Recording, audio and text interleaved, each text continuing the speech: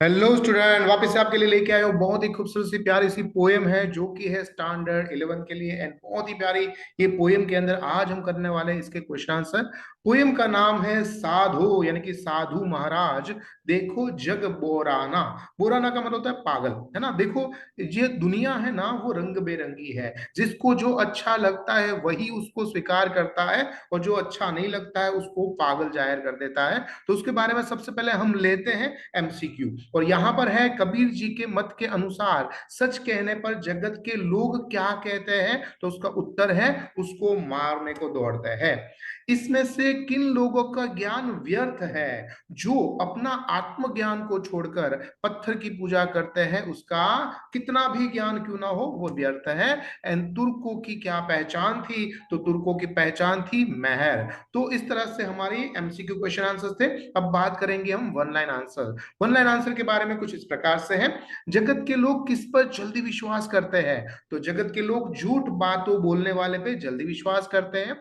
हिंदू और मुस्लिम आपस में क्यों लड़ते झगड़ते रहते हैं, तो हिंदू और मुस्लिम आपस में लड़ते हैं क्योंकि ईश्वर के बारे में सच्चाई कोई जानने की कोशिश नहीं करता है।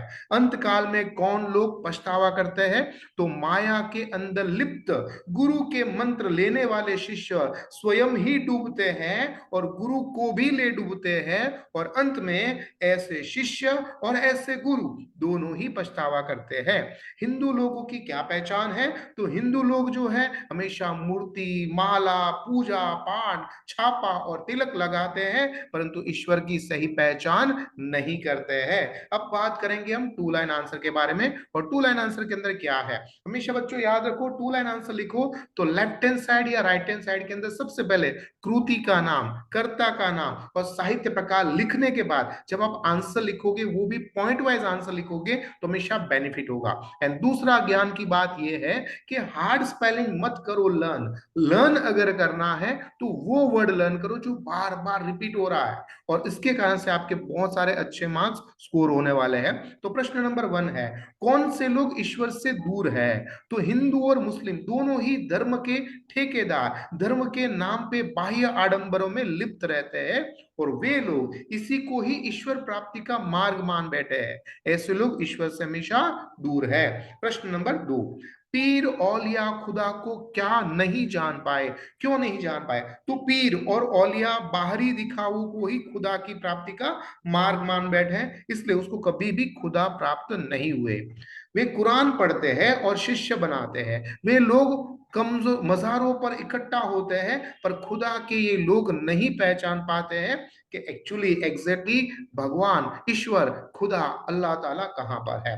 एंड क्वेश्चन नंबर 3, बाह्य आडंबर मूर्ति पूजा के बारे में कबीर जी क्या कहते हैं, तो कबीर जी कहते हैं कि बाह्य दिखावा करना में विश्वास करने वाले लोग पीपल के वृक्ष को, पत्थर और मूर्ति की पूजा करते हैं, वो तीर्थ व्रत में अपना समय बर्बाद करते हैं। पर जो मानवता है, ह्यूमैनिटी है, जो एक पशु को, जो एक पक्षी को, जो एक गरीब को, जो एक मददगार को हेल्प नहीं कर सकता है, ऐसा धर्म कोई प्रकार का धर्म मान्य नहीं होता है। आगे बात करते हैं, और वो है 5-6 वाक्य में उत्तर लिखिए। उसके अंदर शायद 3 पैराग्राफ करना है। पहला पैराग्राफ हमेशा इंट्रोडक्शन दीजिए, कवि का, साहित्य प्रकार का और चैप्टर का, है ना। और उसके बाद मेन आंसर लिखिए। मेन आंसर जब भी लिखे उसके अंदर सिलेक्टेड 5-6 वर्ड जो मोस्ट इंपोर्टेंट होता है उसको पेंसिल से अंडरलाइन करिए, एंड लास्ट के अंदर जो क्वेश्चन होता है उसको रिपीट करिए। देखो, इसके अंदर बहुत ही इजीली हम आंसर लर्न कर सकते हैं। कैसे, हिंदू और मुस्लिम धर्म की स्थिति क्या है, पद के आधार पर, यानी कि इसका साहित्य प्रकार पद है, काव्य है ना, तो इसके आधार पर आपको बताना है। तो उत्तर है, कबीर जी कहते हैं हिंदुओं में प्रसन्न है ना वो मुसलमान में प्रसन्न है। कबीर जी कहते हैं कि हिंदू राम को अपना मानकर उसे भगवान कहते हैं, और मुसलमान र से रहमान को अपना सर्वस्व मानते हैं। एक तरह र से राम है, एक तरह से र से रहमान है। इस तरह से र को याद करो। दूसरा पॉइंट है, इस बात को लेकर हमेशा दोनों यानी मुस्लिम और हिंदू आपस में झगड़ा करते रहते हैं, यहां तक कि एक दूसरे को मारने काटने को भी वो तैयार रहते हैं। वो यह नहीं समझते हैं कि राम और रहमान दोनों एक ही ईश्वर है, एक ही है, परंतु सच्चाई जानने की दो में से एक भी व्यक्ति, एक भी धर्म के बंदे कोशिश नहीं करते हैं। इस प्रकार से हिंदू और मुस्लिम दोनों धर्मों में अज्ञानता ही चली आई है, इसके बारे में हमें कबीर जी कहना चाहते हैं। अब बात करेंगे क्वेश्चन नंबर 2 के बारे में। क्वेश्चन नंबर 2 है, दोनों धर्म में कौन दीवाना है? तर्कपूर्ण उत्तर देना है, आपका मतलब लॉजिक लगाना है, ठीक है।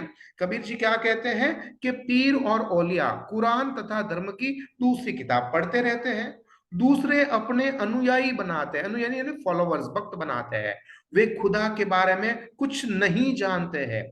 हिंदू भी यही कर रहे हैं, ढोंग पाखंड ही धर्म समझते हैं, पर आत्मज्ञान, खुद का जो ज्ञान है उसको नहीं समझते हैं। इस तरह से आत्मज्ञानी नहीं होने के कारण से वो अज्ञानी है। सच तो यह है कि हिंदू और मुस्लिम दोनों अपनी नैतिकता को भूल चुके हैं। हिंदुओं की दया, मानवता और मुसलमानों की कृपा दृष्टि दोनों के हृदय में से गायब हो चुकी है, और सच मुझे अपने अपने अज्ञानता के दीवाने हुए हैं, ज्ञान के नहीं, किसके? अज्ञानता के दीवाने हो गए हैं। इस तरह से ये आपको आंसर लिखना है ना। उसके बाद आता है प्रश्न नंबर 3, जो कि लॉन्ग आंसर है। कबीर जी ने हिंदू मुस्लिम यानी इस्लाम धर्म के व्याप्त बाह्य यानी कि बाहर के जो दिखावा वाला, उसको कहते हैं बाह्य आडंबर का खुलकर विरोध किया है, समझाइए। तो कबीर जी हिंदू और इस्लाम धर्म में कैसी बुराइयां हैं वो बहुत ही निकट से दिखाया है। वे कहते हैं कि हिंदू धर्म बाह्य दिखावों को विश्वास करते हैं, पत्थर, मूर्ति, पीपल, पेड़ की पूजा करते हैं, छापा, तिलक वगैरह लगाते हैं और बाह्य आडंबर करते हैं। इसी तरह से इस्लाम पीर औलिया लोगों को अनुयायी बनाते हैं और मज़ारों पे जाते हैं और बुलाते हैं। असल में ईश्वर के सच्चे रूप का ना हिंदू जानते हैं ना मुस्लिम जानते हैं, वो दिखावा ही धर्म समझते हैं। और इस प्रकार से कबीर जी ने हिंदुओं के बारे में और इस्लाम धर्म के बारे में खुलकर विरोध किया है। अब बात करेंगे हम अपने व्याकरण यानी ग्रामर के बारे में। सबसे पहले है समानार्थी शब्द। बोराना का मतलब क्या होता है? थोथा, अभिमान और अनुमान। तो इसके आंसर आपके सामने ये रहे। इसके बाद आता है मानक शब्द। देखो पुरानी हमारी हिंदी है, तो पुरानी हिंदी को हमने अभी जो पढ़ रहे हैं वो शुद्ध हिंदी है। तो जो पुरानी हिंदी को शुद्ध हिंदी में कैसे बताएंगे? जैसे यहाँ पर लिखा है आतम, है ना। दूसरा है अस्नाना, शिष्य, मरम, पाथर एंड कबर। ये 6 जो वर्ड है उसके मानक के अभी के मूल रूप बताने हैं, तो उसके यहाँ पर सारे आंसर दिए हुए हैं।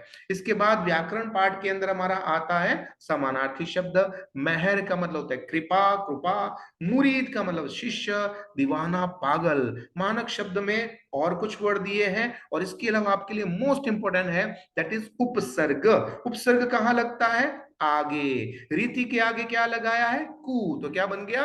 कुरीति। विराग के आगे, राग के आगे विराग लगाया तो वी हमारा उपसर्ग हुआ, और ज्ञान के आगे लगाया है अज्ञान, तो अ हमारा हो जाता है उपसर्ग। यानी कु, वी और अ ये तीनों क्या बन जाते हैं? उपसर्ग है, ठीक है। और इसके अलावा हमारे पास जो आ रहे हैं वो है शब्दार्थ। अगर आपको इस पोयम को बहुत अच्छी तरह से समझाना है, समझना है, एक्सप्लेन करना है, तो ये देखो बहुत सारे ऐसे वर्ड है जो आपको शब्दार्थ के तौर पे, समानार्थी, पर्यायवाची के तौर पे आपको याद रखना है, जो कि पुरानी भाषा में है। इसके कारण से लर्निंग पार्ट भी है, इसको याद रखेंगे आपको ये पोयम बहुत अच्छी तरह से लर्न हो जाएगी। आशा करता हूं आपको बहुत अच्छी तरह से ये पोयम और उसके क्वेश्चन आंसर समझा पाया होगा।